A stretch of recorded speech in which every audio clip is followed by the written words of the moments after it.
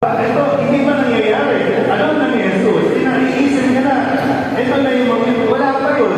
Pero sa atin din, wala pa nga, parang tapos na ang mundo. Nasa isip pa lang, ayaw mo nang kumilos.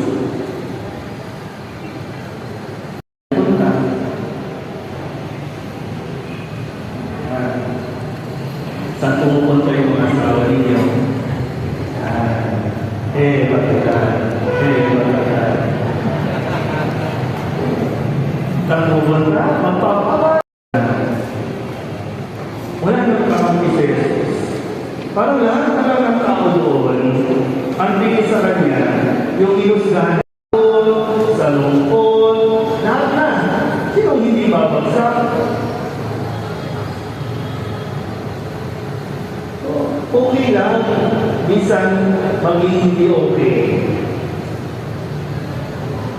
Okay ka lang na maging hindi okay. Kesa yung tayo ka, ang pinatatayo ka na, kesa may tulong. Diba tinulungan ni Simon, si Romeo, si Jesus, na pasanin ang krus na pinapasanin. May pinagpipit ka na, pero nahirap ka na. Pero, inalala pa rin ni Jesus yung kalagayan ng mga kababaihan na ito na umiiyak, na nalulungkot, pero binigyan pa rin niya ng lakas ng loob.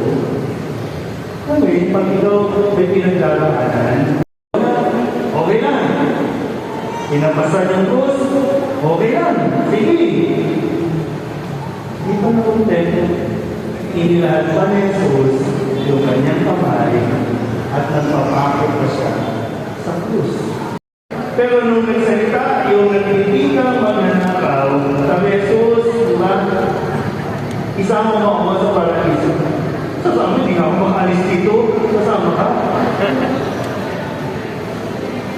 Pero kahit na nahihirapan sa Jesus, si Maria at ang alagad, yung senaryo po, diba na nakapako sa Jesus, tapos nasa paanan, si Maria, yung nanay niya, at yung minamahal na alagad.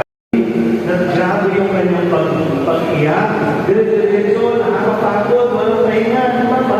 Nakakaawa na ng todo. Pero ito ngayon, ay sa wakas, namatay din.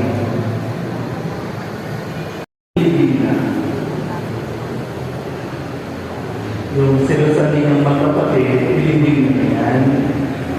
Yung ingita ninyo, ilibig na yan. Yung ugali, ilibig mo na yan. Tayo mamatay, para tayo mabuhay. Mamatay ka sa pride, para mabuhay ka, mapagpakumbaba.